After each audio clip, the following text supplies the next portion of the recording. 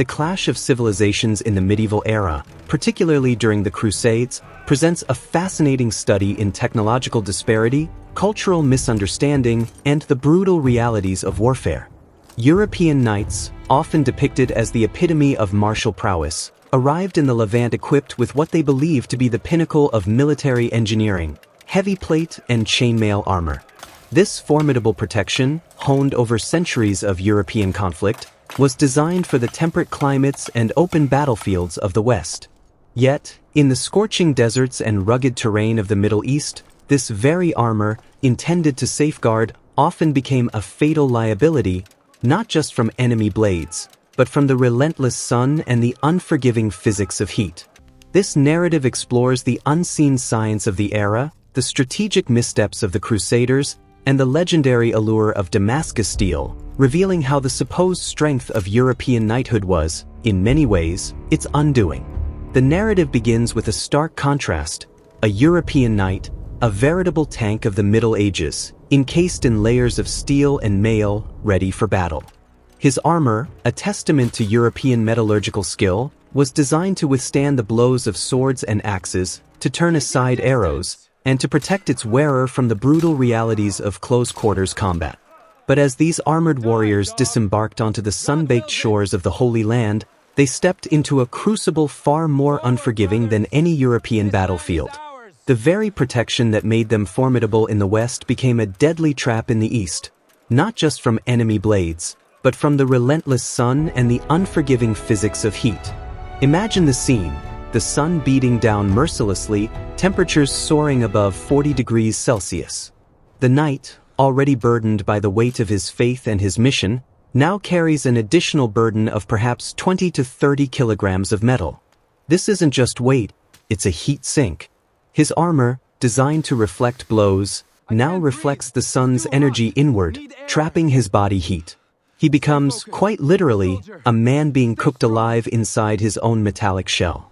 This was the medieval equivalent of a metal friar, turning the proud, heavily armored crusader into a victim of his own protection long before a Saracen blade ever touched him. The sheer physical exertion of simply existing in such conditions, let alone fighting, was immense. Dehydration set in rapidly, leading to exhaustion, disorientation, and a profound weakening of resolve. The armor, a symbol of strength, was transforming into a mobile oven, a silent killer that decimated crusader ranks before the actual fighting even began. This brings us to the first major point of failure: the weight of pride, the flaw in the armor. European heavy armor was a product of its environment. It was designed for the shock tactics of cavalry charges across the relatively flat, open fields of Europe. The objective was to create an unstoppable force, a wall of steel that could break enemy lines through sheer momentum and impact. In this context, the weight and rigidity of the armor were assets. They provided unparalleled protection against the blunt force trauma common in European warfare. However, the Levant was a different beast entirely. Its terrain was often rugged, characterized by rocky hills, narrow passes, and shifting sands. The climate was arid and unforgiving. In this environment, the heavy armor became an anchor, dragging the knight down. Consider the concept of inertia versus agility. A heavily armored knight, while formidable in a direct charge, was slow and cumbersome.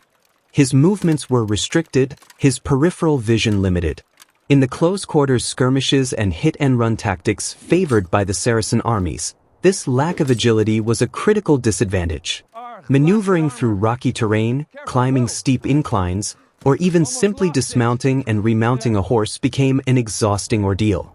The armor, which offered protection against direct blows, offered little defense against the relentless attrition of heat stroke, exhaustion, and the inability to react quickly to a fluid battlefield.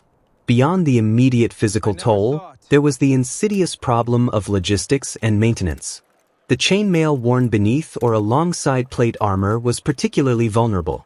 The constant sweating of the wearer, combined with the high humidity in coastal areas and the general dampness of encampments, created a perfect environment for corrosion. Rust, a silent enemy, began to eat away at the integrity of the metal from the inside out. Weeks, not months, were all it took for chainmail to become significantly weakened, its interlocking rings compromised. This meant that even if a knight survived the initial onslaught of heat and exhaustion, his primary defense was slowly but surely degrading, making him increasingly vulnerable to enemy attacks. The very fabric of their protection was unraveling under the harsh conditions of the Holy Land. The daily life of a Crusader knight in the Holy Land was a constant battle against the elements and the limitations of his own equipment. Imagine waking up in a tent, the air already thick with heat, the metal of your armor radiating warmth from the previous day's sun. Donning the gambeson, a thick padded jacket, was the first layer of discomfort, designed to cushion blows but also to trap heat. Then came the chainmail, a heavy, intricate mesh that chafed and weighed down the body. Finally, the plate armor, piece by piece, was strapped on, encasing the knight in a metallic shell. Each movement became an effort, each breath a struggle against the rising temperature within. Eating and drinking were complicated affairs, often requiring partial removal of the helmet or gauntlets, exposing the wearer to the elements and potential threats. Sleep was often fitful, disturbed by the heat, the discomfort of the armor, and the ever-present threat of attack. The psychological toll of this constant physical struggle, combined with the alien landscape and the relentless nature of the conflict, must have been immense. It was a war fought not just with swords and shields, but with the very air they breathed and the ground they stood upon. This constant exposure to sweat and moisture also posed a significant challenge for the long-term maintenance of the armor. Unlike the relatively stable conditions of European castles where armorers could regularly clean, polish, and repair the intricate pieces, the Crusader armies were often on the move, in hostile territory, with limited access to specialized tools or skilled craftsmen. Rust, once it took hold, was difficult to remove without proper equipment, and even minor damage could compromise the structural integrity of a plate or the interlocking rings of chainmail. A dented breastplate might offer less protection. A rusted link in chainmail could snap, creating a vulnerable gap. The logistical nightmare of keeping hundreds, if not thousands, of pieces of complex metal armor in fighting condition in such an environment was a testament to the sheer determination of the Crusaders, but also a constant drain on their resources and manpower. Now, let us turn our attention to the legendary Damascus steel, often shrouded in myth and hyperbole. The popular image of Damascus steel slicing through European armor like butter is, indeed, a myth. European plate armor, especially well-made pieces, was incredibly resilient against direct cuts. However, Damascus steel possessed qualities that European steel, for all its strength, simply did not. The secret lay not in its ability to cleave through solid metal, but in its unique microstructure and the tactical advantages it conferred. The true marvel of Damascus steel, or wood steel as it was originally known, was its flexibility and resilience. European swords, while strong, were often rigid. Under extreme stress, such as a powerful parry or a blow against a hard surface, they could shatter. This was a critical flaw in the heat of battle. Damascus blades, on the other hand, were renowned for their ability to absorb impact without breaking. They could bend significantly and return to their original shape, a testament to their superior metallurgical properties. This flexibility was not just a matter of durability, it translated directly into lethality.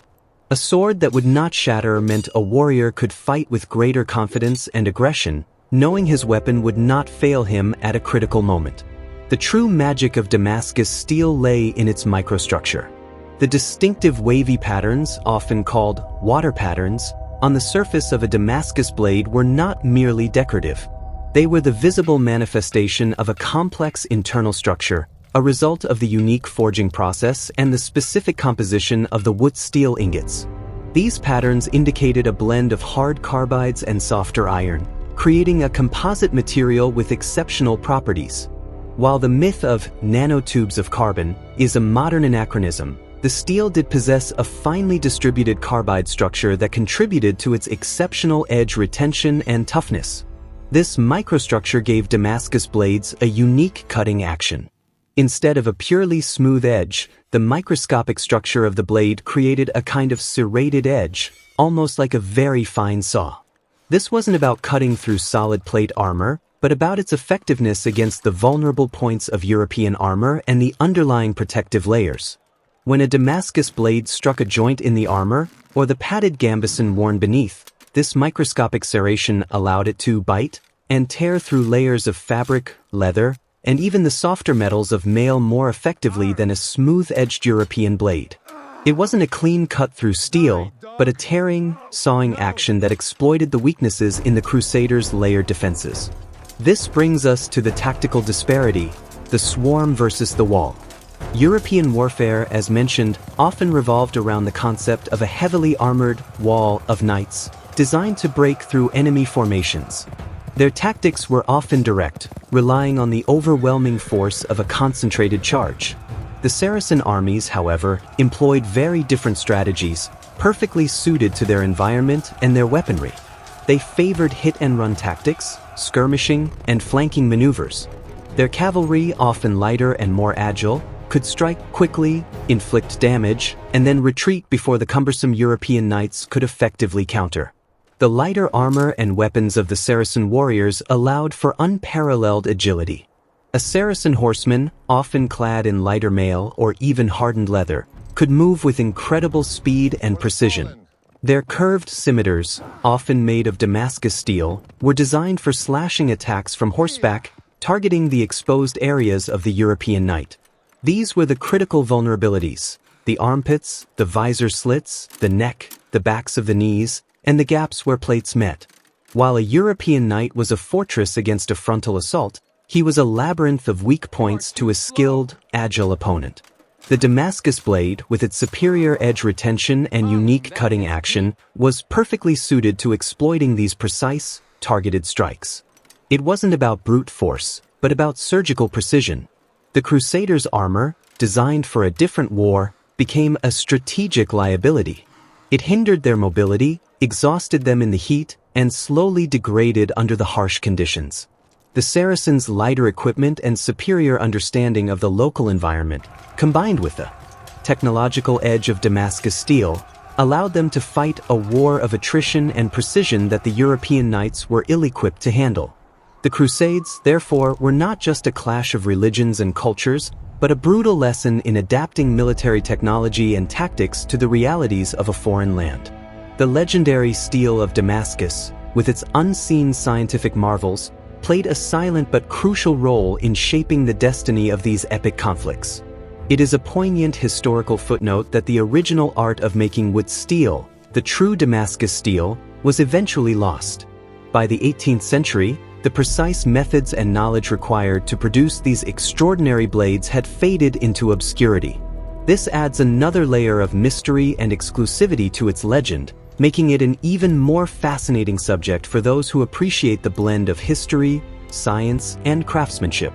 The legacy of Damascus steel lives on, not just in museums and historical texts, but as a testament to an ancient metallurgical mastery that, for a time, held a decisive edge on the battlefields of the medieval world.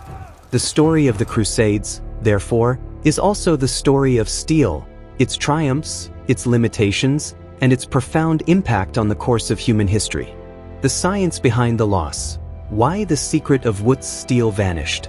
The disappearance of the original Wootz steel manufacturing process is one of history's most intriguing metallurgical mysteries. For centuries, from roughly the 3rd century BCE to the 18th century CE, the regions of southern India and Sri Lanka were the primary sources of the raw material and the initial ingots of Wootz steel. These ingots, characterized by their high carbon content and unique internal structure, were then traded across the Middle East, where master smiths in places like Damascus transformed them into the legendary blades. The process was complex, requiring specific raw materials, precise temperature control, and a deep understanding of metallurgy that was largely empirical and passed down through generations. Several factors likely contributed to the eventual loss of this ancient technology, a confluence of scientific, economic, and socio-political changes. Firstly, the raw material itself was highly specific. Wootz steel relied on iron or with particular trace elements, often vanadium or molybdenum, which acted as nucleating agents for the formation of the carbide structures that gave the steel its unique properties. This ore was primarily found in certain regions of India. As these specific ore deposits were depleted, or as access to them became restricted due to political instability or changing trade routes, the fundamental ingredient for wood steel became scarce. Without the right starting material, even the most skilled smith could not replicate the results. The exact composition of the ore was not fully understood at the time, making it difficult to substitute or find alternative sources. Secondly, the manufacturing process was incredibly intricate and highly specialized. The production of wood ingots involved a crucible process where high-purity iron, charcoal, and specific plant materials were sealed in clay crucibles and heated to precise temperatures, often between 1,200 degrees Celsius and 1,300 degrees Celsius, for extended periods. This allowed the carbon from the charcoal to diffuse into the iron, creating a hypertectoid steel with a carbon content typically ranging from 1% to 1.9%. The slow cooling of these crucibles was crucial, allowing for the formation of a distinct microstructure of cementite, iron carbide, dendrites within a softer ferrite matrix. This entire process was largely a closely guarded secret, passed down orally and through apprenticeship within specific families or guilds. There were no written manuals or scientific treatises in the modern sense. This oral tradition made the knowledge vulnerable to disruption. Consider the impact of political and economic shifts. The decline of the Mughal Empire in India, coupled with the increasing influence of European colonial powers, particularly the British East India Company, brought significant changes to the region. Traditional industries, including steel production, were often disrupted or replaced by European manufacturing methods. The demand for local products might have waned as European goods became more prevalent, or the economic incentives for producing wood steel diminished. The British, for instance, were more interested in acquiring raw materials for their own industrial revolution than in preserving ancient Indian metallurgical techniques. They attempted to reverse engineer wood steel but largely failed, demonstrating the complexity and specificity of the process. Furthermore, the very nature of the knowledge transfer contributed to its fragility. When knowledge is primarily transmitted through direct apprenticeship and oral tradition, it is highly susceptible to loss if the chain of transmission is broken. Wars, famines, plagues, or simply the lack of new apprentices willing to dedicate their lives to such a demanding craft could lead to the disappearance of the skill.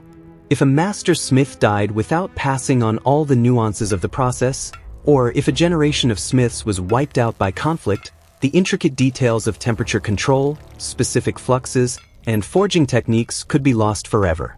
The secret was not a single formula but a holistic understanding of materials, heat, and craftsmanship. The rise of new metallurgical technologies in Europe also played a role. By the 18th century, European steelmaking was advancing rapidly, particularly with the development of crucible steel by Benjamin Huntsman in England. While not identical to wood steel, Huntsman's process produced a high-quality, uniform steel that could be manufactured on a larger scale and with greater consistency. This new European steel, combined with improved forging techniques, began to meet the demand for high-quality blades, potentially reducing the market for the more labor-intensive and geographically restricted wood steel. The economic viability of producing wood steel may have simply diminished in the face of cheaper, more readily available alternatives. Finally, there's the possibility that the specific environmental conditions or resources changed. The charcoal used in the wood's process, for example, might have come from specific types of wood that became scarce. The water used for quenching, or even the atmospheric conditions during forging, could have played subtle but critical roles that were not consciously understood but were part of the empirical feel of the master smith. When these subtle environmental factors changed, the results would have been inconsistent, leading to frustration and eventual abandonment of the process. In essence, the loss of wood steel was not a single event but a gradual decline, a complex interplay of resource depletion, the fragility of oral tradition, socio-political upheaval, economic shifts, and the emergence of competing technologies. It stands as a powerful reminder that even the most advanced and revered technologies can vanish if the intricate web of knowledge, resources, and cultural context that supports them is disrupted. The mystery of Damascus steel, therefore, is not just about a lost metal, but about the lost art and science of an entire civilization. The legendary steel of Damascus, with its unseen scientific marvels, played a silent but crucial role in shaping the destiny of these epic conflicts, and its eventual disappearance marks a fascinating chapter in the history of human ingenuity and its vulnerabilities.